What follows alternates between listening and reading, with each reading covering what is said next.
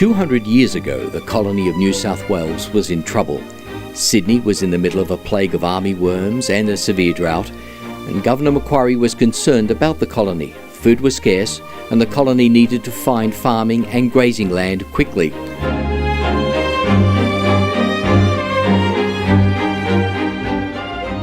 Mountains surrounded Sydney, and there had been many failed attempts to cross them in search of grazing land. There were stories of an inland sea, and even China being on the other side. The sandstone cliffs and plateaus had beaten many explorers who tried to cross the mountains in search of richer land.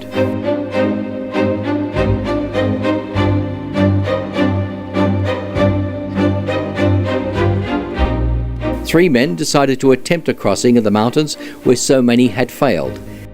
These were Gregory Blaxland, a grazier, William Lawson, a colonial officer and a pastoralist, and the youngest of the three, William Charles Wentworth. They left Blaxland's South Creek farm on the 11th of May 1813.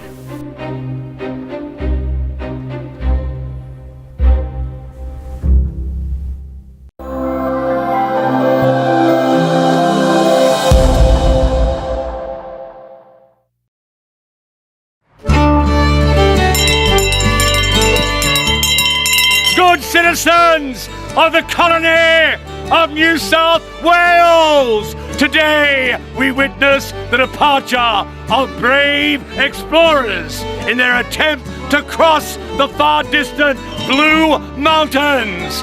We gather here today to farewell these brave explorers and wish them a fair and a favouring journey.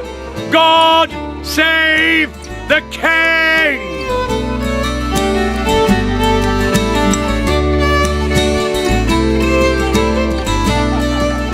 Early on a chilly May morning, the explorers left Blaxland's South Creek farm near St Mary's in search of grazing land. Godspeed! Farewell! Blaxland, Lawson and Wentworth and four yet unnamed servants set off with the dogs and horses to attempt to cross the mountains to the west of Sydney.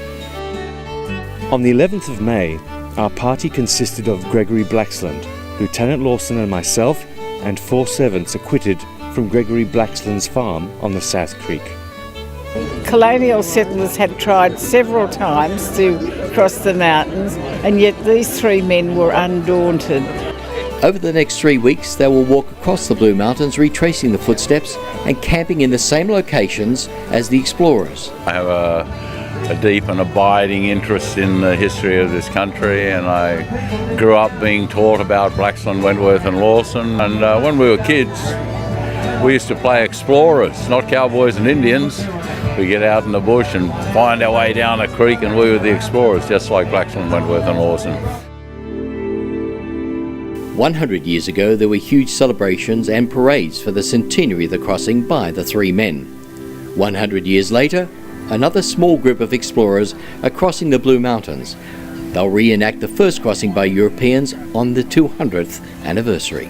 We're really excited that the actual crossing was gazetted as an event of national significance by our New South Wales government. This is a very significant effect because it's reminding us all of those who've gone before and the debt we owe them. History is important. We've got generations coming on now, the children that are growing up, and if they're not told the history of how they are and where they are and why they're where they are, that's gone, and it's gone forever. You can't get it back. And so it's important to have this ongoing culture of appreciating and respecting history. Each and every one of us here in the Blue Mountains are the living history of their great achievement.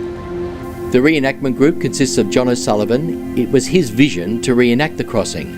It's a relief, a relief to actually start getting underway now, because much has been written and much has been said. Now it's actually getting the job done. Falconbridge local Uncle Graham Cooper will be representing the Aboriginal people of the Blue Mountains. Along the way, descendants of the three original explorers will join the reenactment. I'm interested in the motivation of those people and their expectations. They started out, they didn't know how wide these mountains were. Was it going to take them 21 days, or 2 months later would they still be walking? Had no idea. And how do you cope with that? Thinking, people die on these mountains now. and with GPSs and cell phones and all those sorts of things, and these guys set out without really knowing where they were going.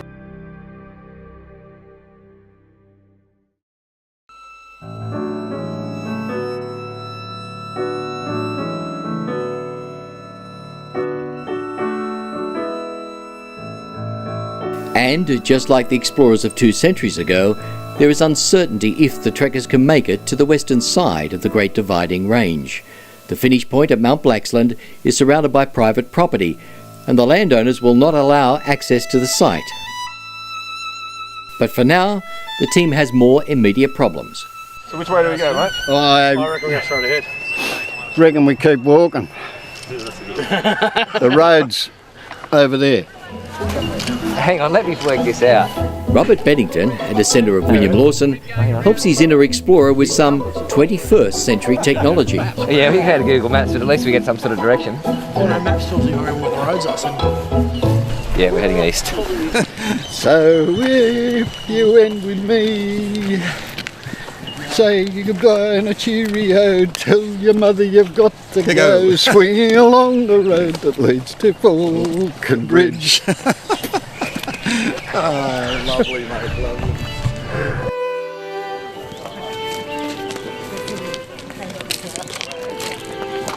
We're reenacting the trek that Lawson, Blaxland and Wentworth did 200 years ago. Hang on, this is our street, I can't believe it. And when I saw my neighbours, nobody knew about it. I didn't know about the history here, but this is the actual route they came on, so it's wonderful. Yeah, and to know that we lived right here and it's all happening. Yeah, 200 years, it doesn't seem possible.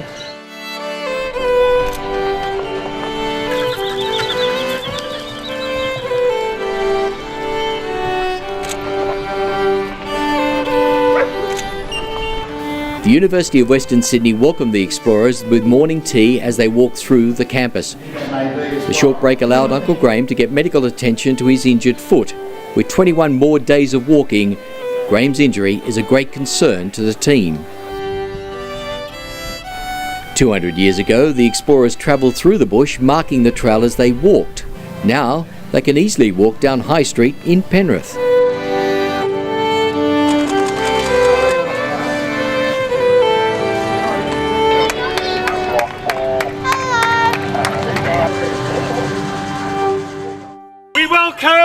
The walking party, the fearless adventurers, the intrepid travellers. Please welcome them. The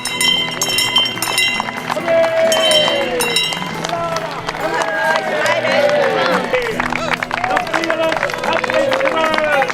They walked all the way from. Over the next 3 weeks, the party will be guests of honour at many community functions, just like this one in Penrith, to unveil a plaque celebrating the 200th anniversary of the first European crossing. As you know, we're here to have our first look at the plaque for the other side of the Clock Tower Memorial.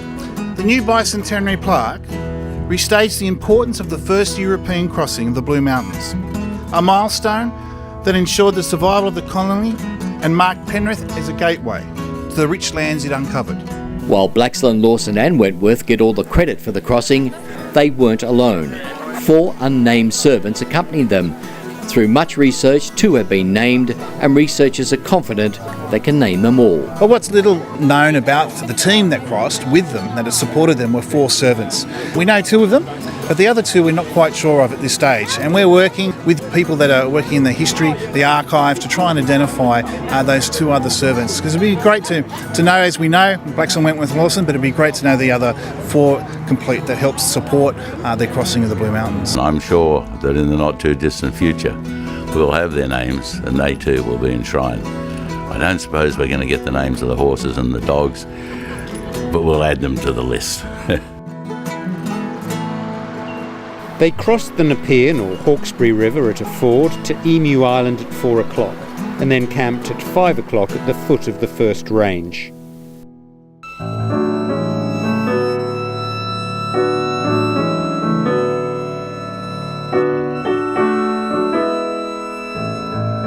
On the following morning, as soon as the heavy dew was off, which was about 9 a.m, they proceeded to ascend the ridge at the foot of which they had encamped the preceding evening.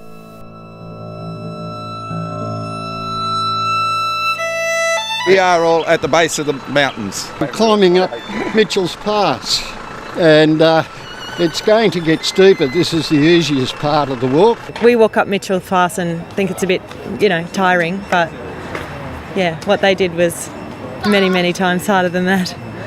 Ascended the first ridge of hills, fell into a lagoon of large rushes and plenty of good water. Mr. Blaxland's horse fell with its load.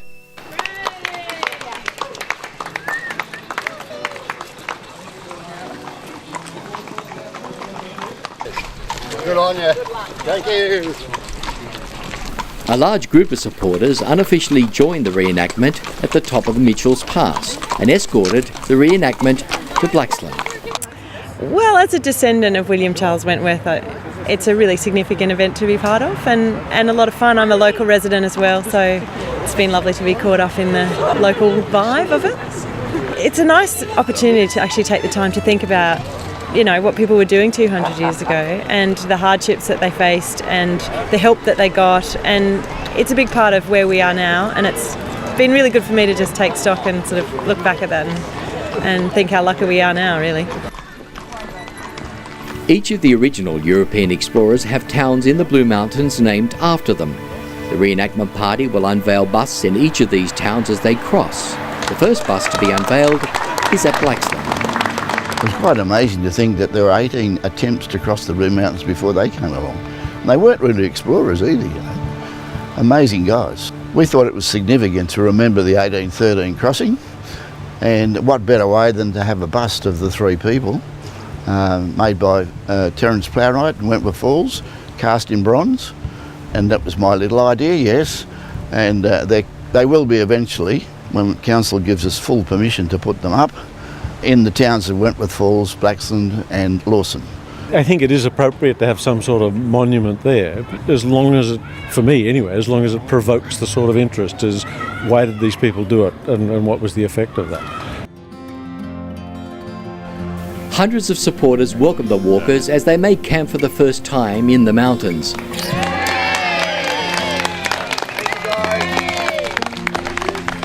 Much appreciated. Thanks for your support. Uncle Graham Cooper is carrying a message stick with him. When the Aboriginal people crossed into other Aboriginal countries, they would use the message stick to show they came in peace. Blue Mountains being both Darug and Gundungurra, I show you this message stick which says, we come in peace, we are at a meeting, we leave in trust. I will hope that you can hold this message stick for a few minutes, but thank us and let us go through your land here. It's my pleasure to receive this, and I want to thank you for extending permission for this party to cross the land of the Darug and Gundungurra. Thank you very much. Encamped at 4 o'clock at the head of a deep gully, the land we passed over today was very poor and scrubby. Acclaimed poet Gregory North has written poems looking through the eyes of Emma Emu from 200 years ago. All those lumbering horses had trouble in making their way through the bush, and at one point the trouble was double. One fell and so needed a push. They were glad when they came across water in Glenbrook Lagoon on the way. The relief of that four-legged porter was something he couldn't betray.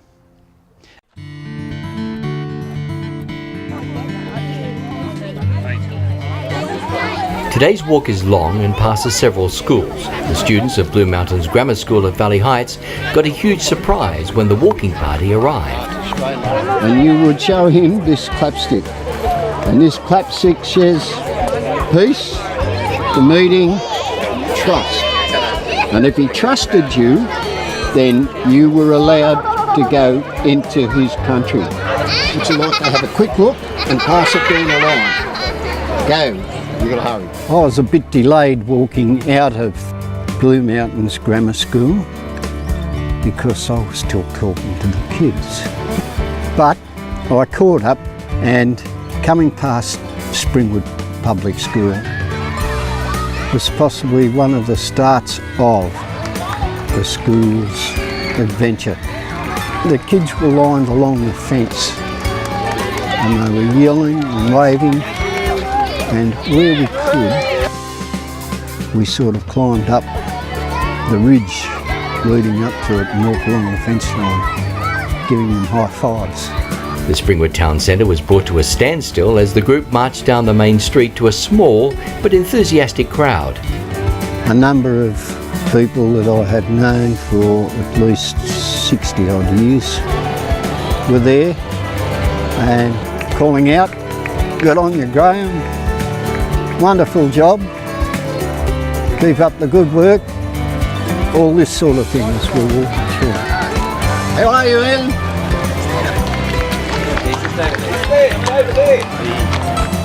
I guess I felt quite proud of myself to be able to be there and do this.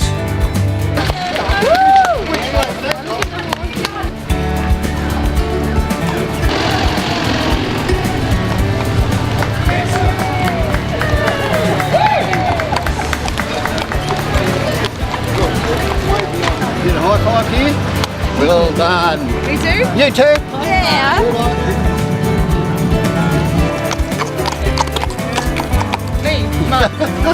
You! Me!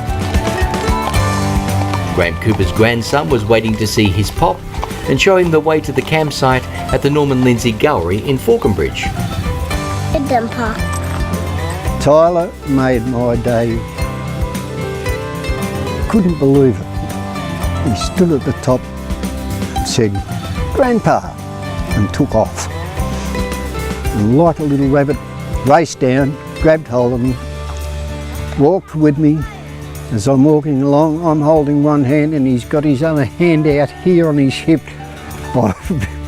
acting big and almighty. No, it was so just touching. Very exhausting, all uphill, but we're here, we made it. Hey little buddy, how are ya? I have to take my hat off to them, but we're doing it very easy in comparison to what they did. They didn't have any of the mod cons that we had. They would have to fight their way through the bush each day and rough it far more than what we had. 200 years ago, the explorers were having trouble walking through the dense scrub and bush. They decided to make a base camp and go on day trips to clear a path for the horses. On the next morning, leaving 2 men to take care of the horses and provisions, they proceeded to cut a path through the thick brushwood on what they considered as the main ridge of the mountain, between the Western River and the River Gross. Having cut their way for about 5 miles, they returned in the evening to the spot on which they had encamped the night before. The 5th day was spent in prosecuting the same tedious operation. While the explorers of 2 centuries ago were clearing the trail, the reenactment team timed their visit perfectly, with the Wine and Jazz Festival in full swing at the Norman Lindsay Gallery. It has been very cold in the past week, and we're very, very happy to have this reenactment party staying here, camping on site. This reenactment party has been able to retrace the steps of Blaxland, Wentworth and Lawson, and we're mighty proud. We wanted to come and share with you our journey across the mountains because it was very, very important to the history of the nation. It's not about us, it's about the descendants of those original explorers that made us who we are today. At daylight, heard the most tremendous howling of native dogs, which appeared to have been watching the whole night.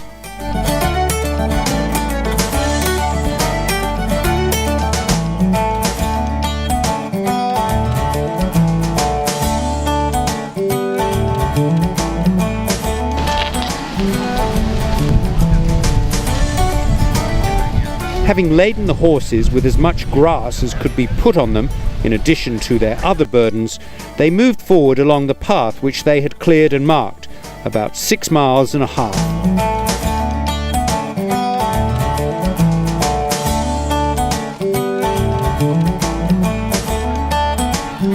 Today is only a short walk to Bull's Camp. This morning the walkers will pass Springwood High and Falconbridge Public School, where John O'Sullivan works. Kids did make it a lot better. The schools, we went to 25 schools overall out of the 37 that were across the mountains. Congratulations. Congratulations. Thank you. Thank you. Good work, guys. Yeah, that's right.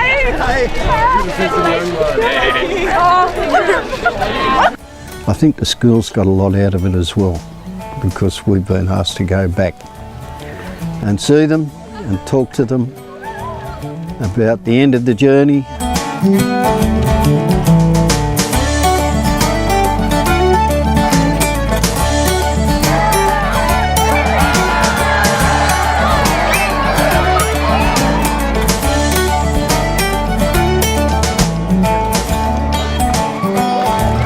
Having a good day? Yeah? You're learning heaps? Good, good. I miss you guys. Is that a kelpie?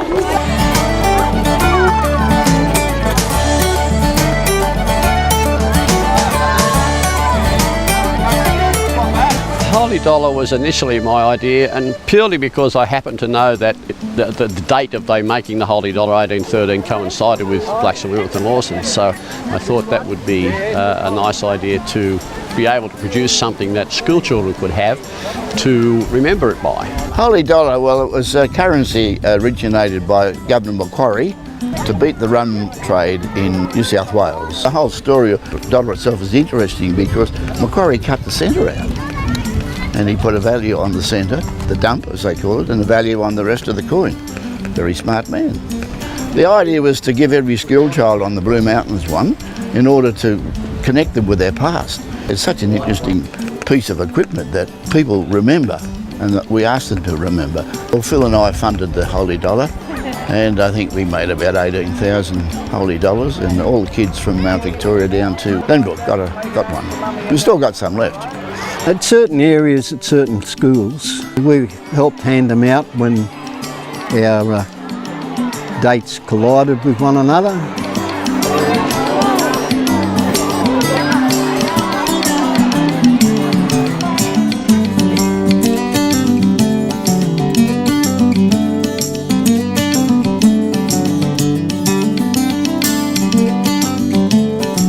The original explorers spent many days clearing a trail to a new campsite just a few kilometres to the west. The biggest problem now is the highway. Until now, it has been possible to keep the horses off the highway, but there is no way to avoid this section of the road at Falconbridge. The police had concerns about the horses being startled by the trucks on the Great Western Highway. It is different. It is lots of new experiences, obviously train, doubles with air brakes, so have been a few new experiences, absolutely. But they've done very, very well. Luckily, the highly trained horses weren't spooked or distracted by the traffic. The Aboriginals were the Orang tribe, a member of the Darug Nation. They had two leaders, Zafara and Orang Jack, both different in their ways, both different how they handled the situation of white people crossing over their territory. Zafara was ill at the time, which was fortunate because he was a mean person who would rather go to war.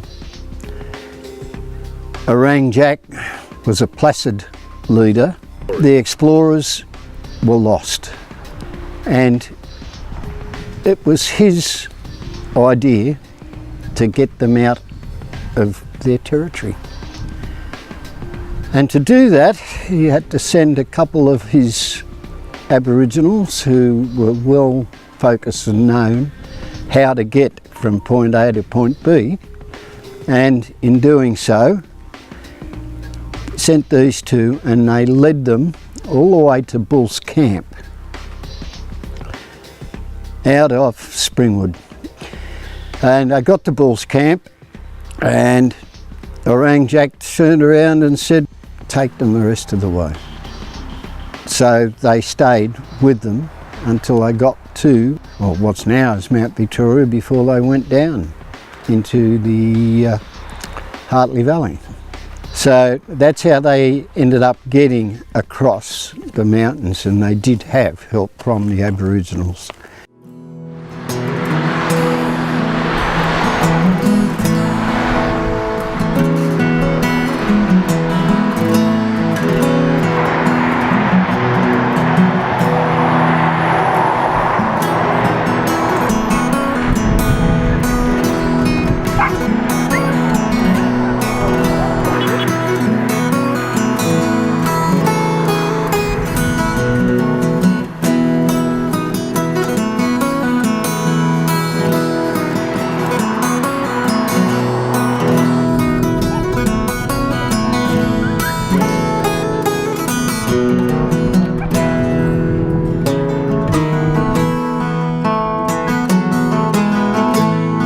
The reenactment would not be possible without a large team of volunteers from Rotary who go ahead of the walkers and set up camp and build the enclosures for the horses.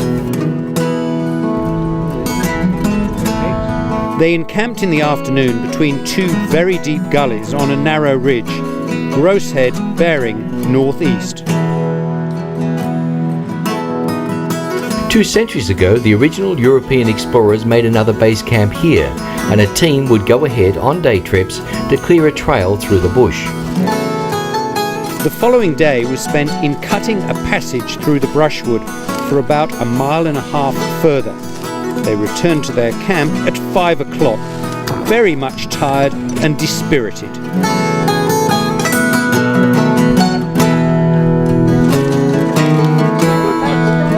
Hello, I'm John Lawson. I believe you're a descendant of Blaxland. Yeah, Gregory Blaxland. Is it? Yeah. I was born in Newtown. My dad was John Lawson as well, and his father was John Lawson as well.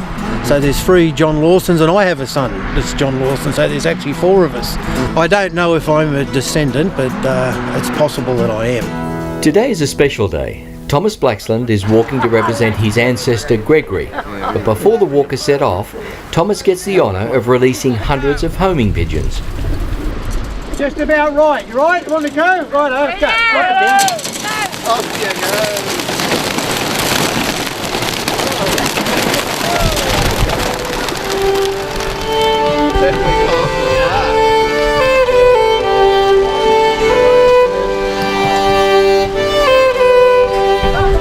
Big flocks.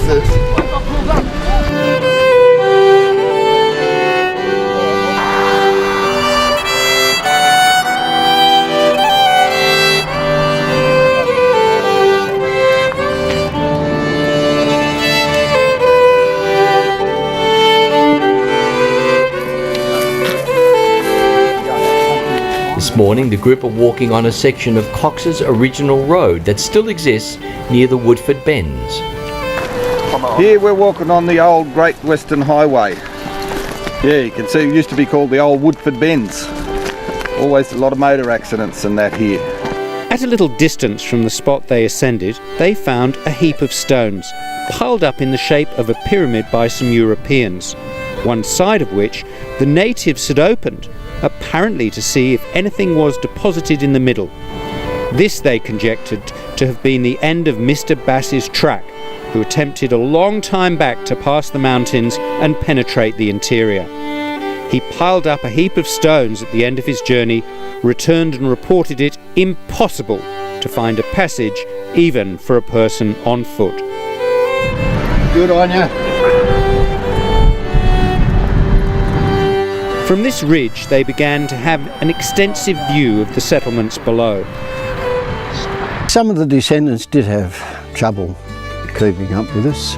I in particular went back to get one who was a girl. Her name was Eleanor Blaxland, and she was having a lot of trouble, and I walked with her and got her into the mood, and she fired on from there. Well, that's possibly our fault because we walk quick. We're 4.2 kilometres an hour average. So downhill we're quicker.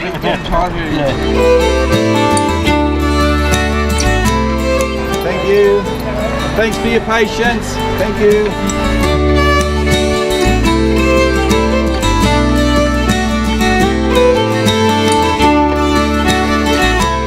we weren't the only people using the back roads. There was about 8 bikes parked on the side watching us go past. How far are you going, guys? We're heading to Mount Blaxland in Lithgow over the next 15 days. Good luck. One good thing about crossing the Blue Mountains now is you can always get a cuppa. The Hazelbrook Rural Fire Service welcome the trekkers with a brew. Oh, buddy, sit down. Thank you, girls. Thank you. Thank you. Bye, Gary. Thank you. The track of scarce any animal and few birds to be seen. One man dangerously ill with a cold.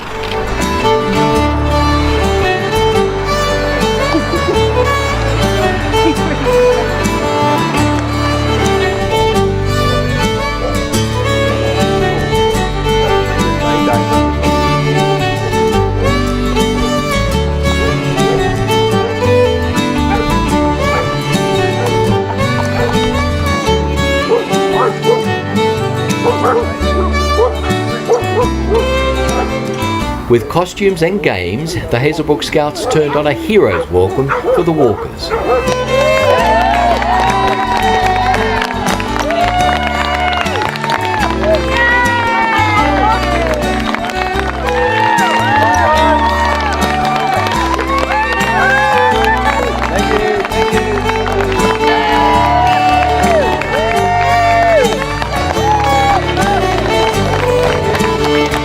When we got to Hazelbrook, we had 2 stops there, one at the Scout Hall and the other one at Gloria Park. And Gloria Park was considered to be the halfway mark of the journey. We're feeling very tired, very worn out, cold, dampish, because the nights have been very cold. But yeah, we're still there. We're getting a lot of encouragement and support from the community as we go across the mountains. Go! And then comes the second worst hill of the journey, which is Boddington Hill. Very big climbs, but you just slow down a little and just take it one step at a time. We talk about embracing each moment and just get through the day, and that's what we'll do. The 4 horses were doing remarkably well. The horses who had to go through the original trail would have had to suffer a little bit more than what the horses we were using today. Those other horses would have been, I guess, modern day version of Superman. I guess they were done extremely well. So, because it would have been extremely hard to, I guess, trek for 21 days, no proper food, no proper rest, new environment. So, absolutely, yeah. Lawson is the second town along the highway to be named after the original explorers. Exactly 200 years ago today, on the 21st of May in 1813, there were Lawson and his companions walking past this very spot. What did they see? What were they thinking?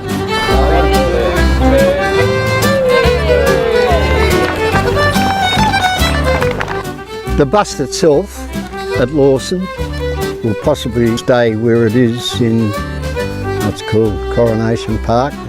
I was not expecting to be as moved as much as I was this morning. When we left the park and we started sort of coming up on the road, and the cars were coming in front of us to stop the traffic, and all the way up the highway people were honking and waving and cheering at us, and not just 1 or 2, but there were a lot of people paying attention. Reached the summit of the 3rd and highest ridge of the mountains, southward of Mount Banks, from the bearing of Prospect Hill and Gross Head.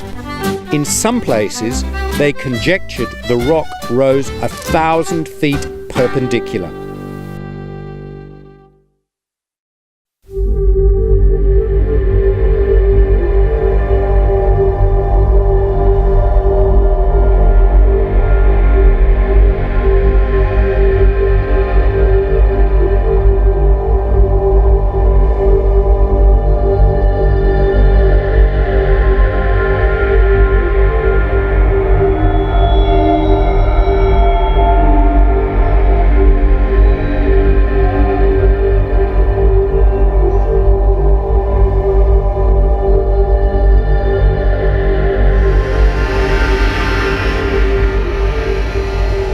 This morning the fog blanketed the mountains, providing the walkers with an eerie, cold start to the day, but they got a very warm welcome as they arrived in Wentworth Falls.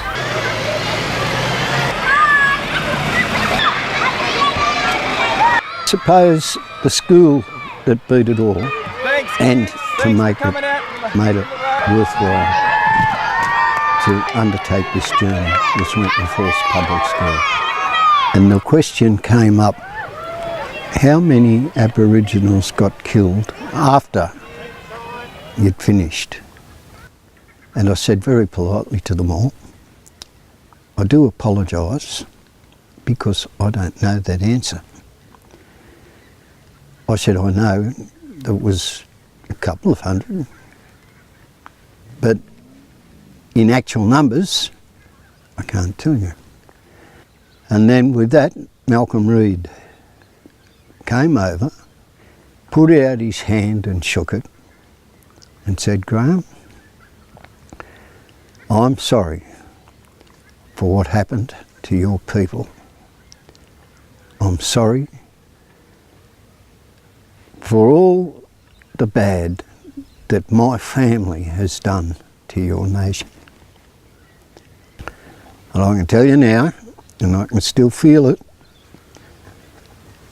there wasn't a dry eye left. Would have been the best day of my life.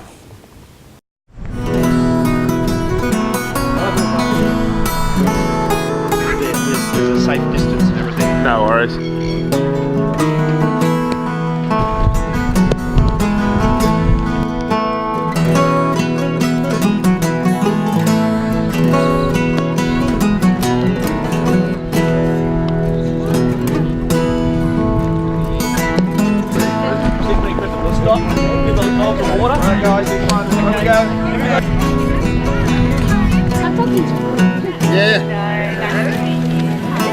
Thanks guys for coming out. A small group of students from Blue Mountains Grammar School lined the path as the team departed Wentworth Falls for Lura.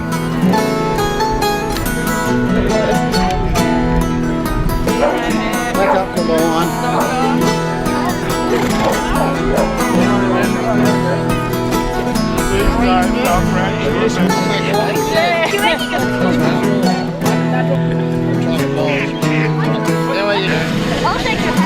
How's your schoolwork? Okay? I do. All right. Just let me know. Oh, shake hands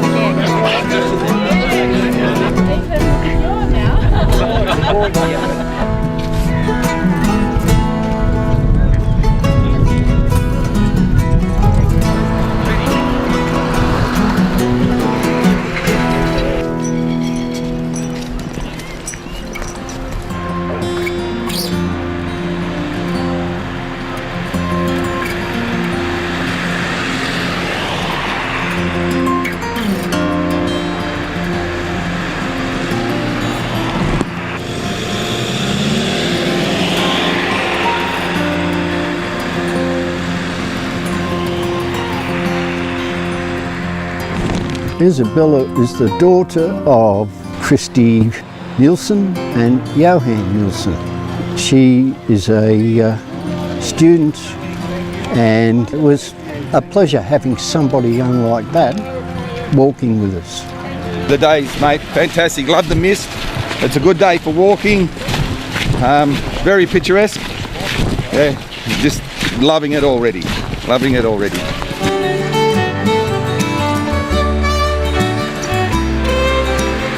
So far we've come just 2/3 of the way in Lura, and of course the long haul is over. Well, now we start going downhill.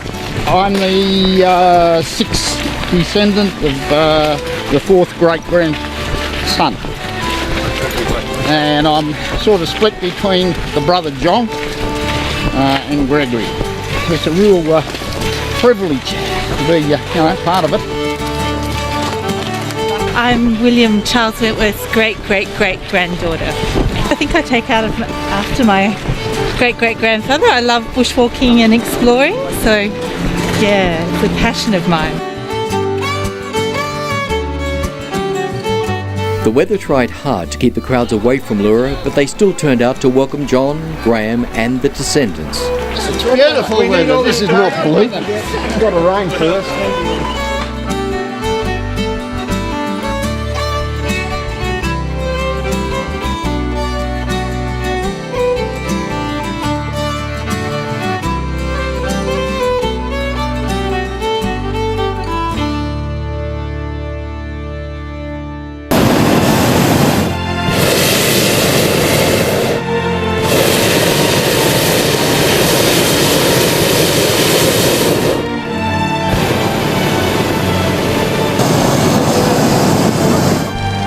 Tomorrow is the Bicentennial flyover, and the weather cleared enough for the hot air balloons to put on a spectacular display.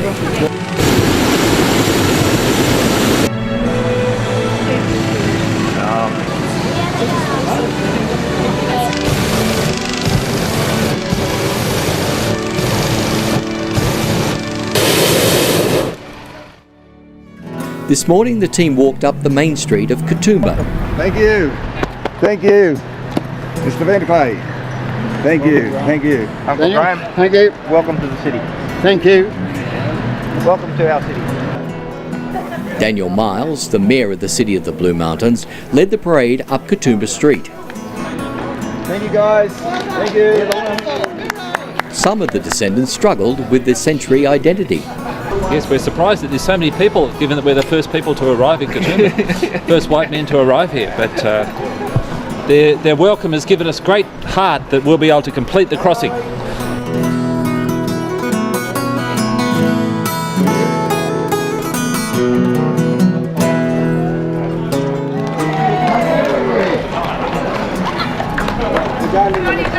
Yeah. Well done. Thank you. Here we are. We're nearly there. Only 30 k's to go. Just a walk in the park.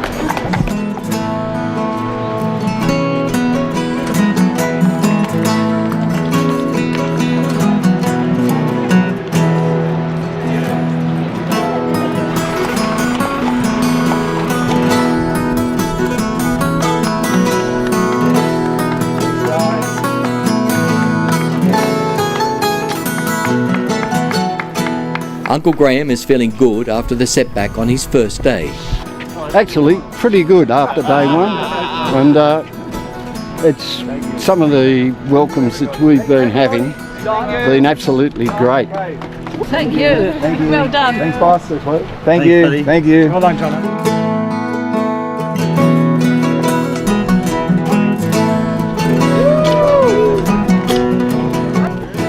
After a short break at the historic Carrington Hotel, the team are on their way to Melrose Park to watch the Bicentennial flyover.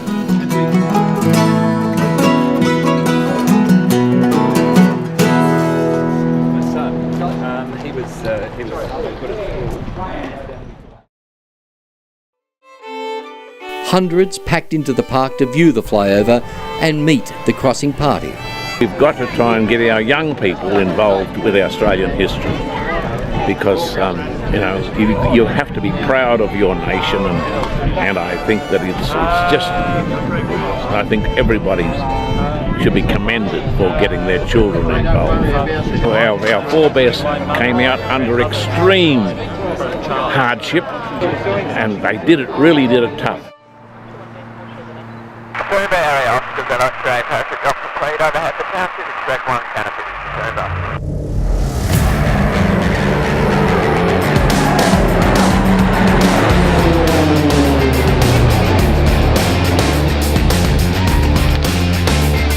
Almost 100 aircraft took part in the Bicentennial flyover. Private planes and helicopters followed the path of Blaxland, Wentworth and Lawson across the mountains. The private aircraft were joined by the RAAF C-130 Hercules, but the roulettes stole the show.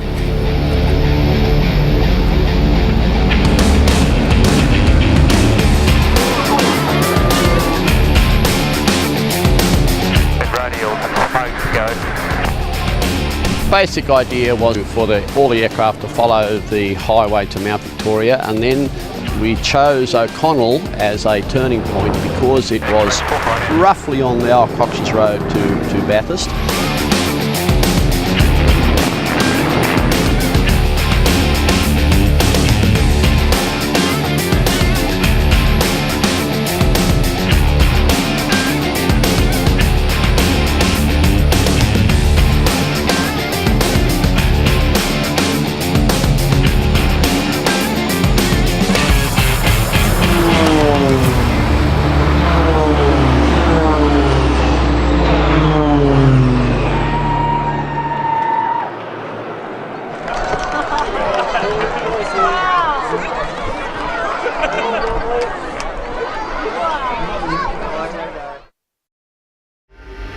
The explorers marked trees as they crossed the mountains in order to mark their journey. Only one tree remains. It's just a few kilometres west of Katoomba. The land to the westward appeared to them sand and barren. This day they saw the fires of the natives below. By the number they computed, they amounted in all to about 30 men, women and children.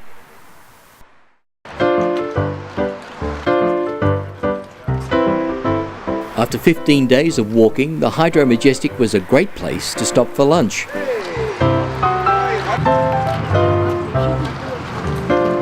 So you enjoying your time here in the Blue Mountains? Yeah. This is what it's all about. The hotel was in the process of being restored, but they still managed to provide the team with a first-class meal. They also got an insight into the redevelopment plans. The hotel's history is at a time when the British Empire had fallen in love with everything that was Chinese or Japanese or Indian. They loved everything. So the Asiatic influences inside the hotel will be reinterpreted inside here. The most remarkable building, I suppose, in the Hydro is the casino, because in fact it was built in Chicago in 1895. Mark IV saw it at the Boston Trade Fair, so he bought it. It was dismantled, it was shipped to Sydney. It was bought by bullock dray from Sydney to the Blue Mountains, and he built this fantastic dome which has become the icon of the Hydro Majestic.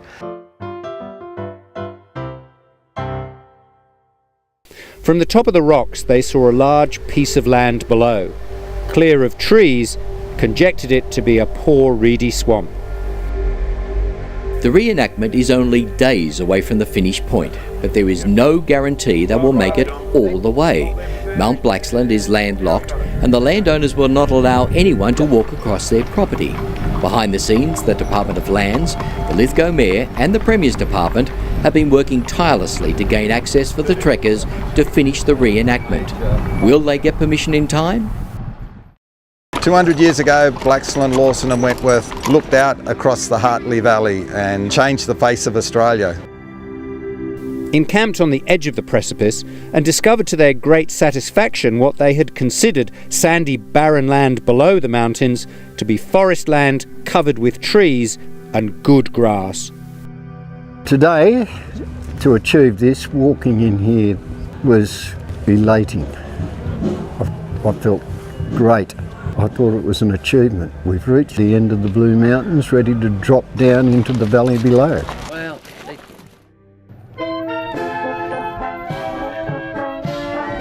100 years ago, on the centenary of the crossing, another small group walked across the mountains, retracing Blaxland, Lawson and Wentworth's footsteps. Huge crowds lined the roads and packed into Mount York 100 years later.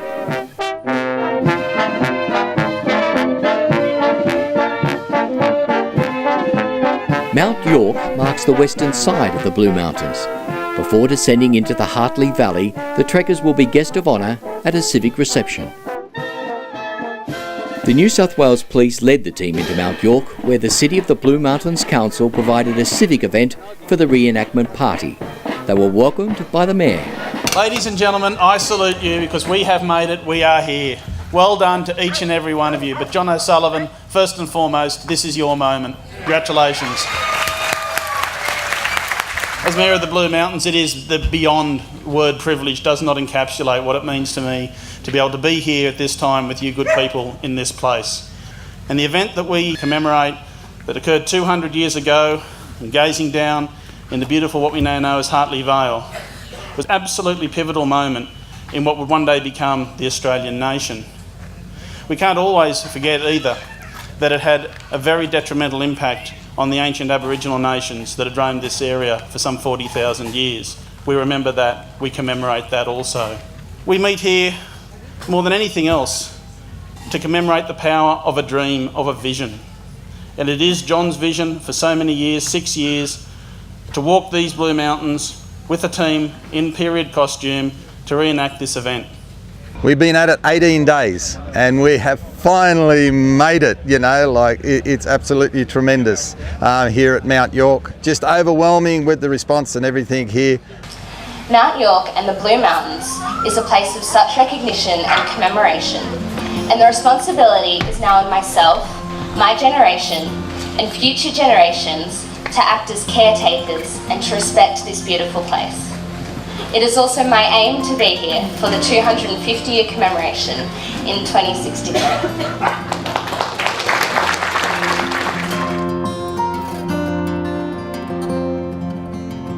These events, the coins, the barrack van, the recreation, the books that have been written, all of the events that have occurred, the busts and the bronze ones soon to be in place in those towns of Blaxland, Lawson and Wentworth Falls, are all the product of people having belief and the go in them to go out and make it happen. And it is the absolute responsibility of councils and governments to facilitate people with that energy.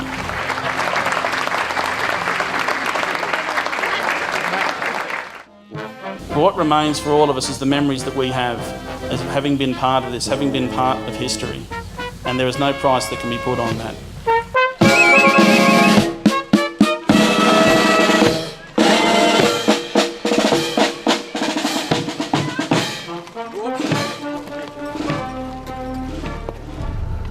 Now it's an easy but slippery walk down the western side of the mountains into the Hartley Valley.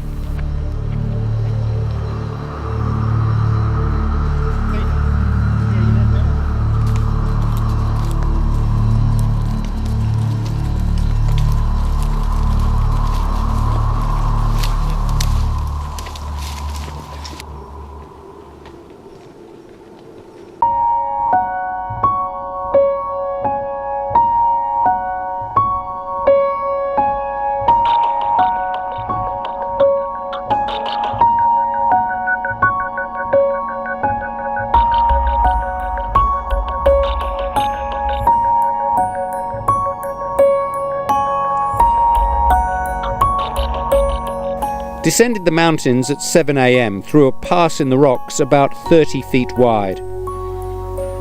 Discovered land cleared of trees covered with grass, 2 to 3 feet high. Went through several open meadows, clear of trees, covered with high, good grass. Crossed 2 fine streams with water. This day they came on some native fires, which they'd left the day before. They appeared to have been very busy sharpening their spears from the shavings and pieces of sharp stones behind.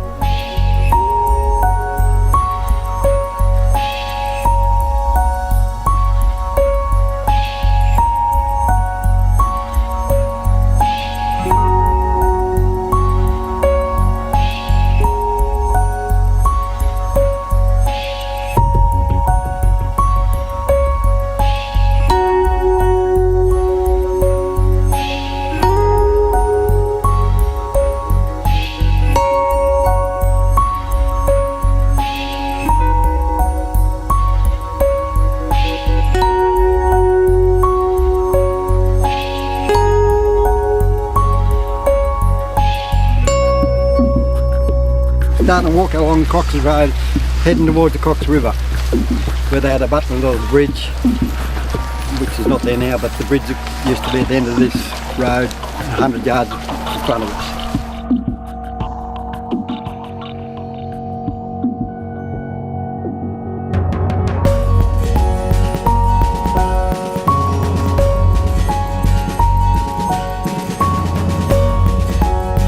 Mate, we are so close, so close. We're within 30 minutes of reaching Mount Blaxland.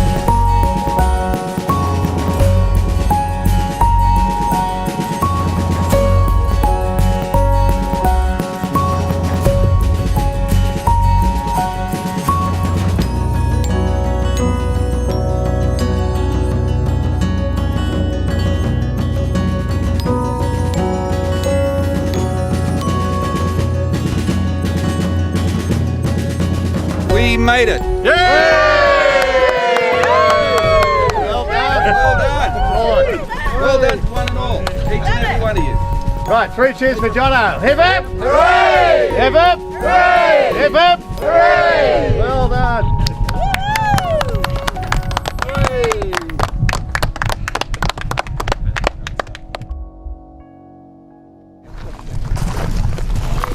Hey, brother.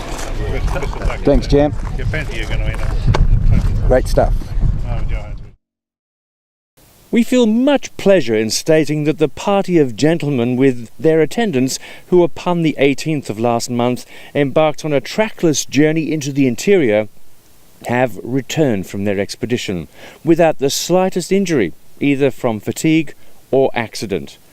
They report a prodigious extent of fine level country lying in the direction they pursued, which time may render of importance and utility, but no further particulars of their expedition have as yet reached us.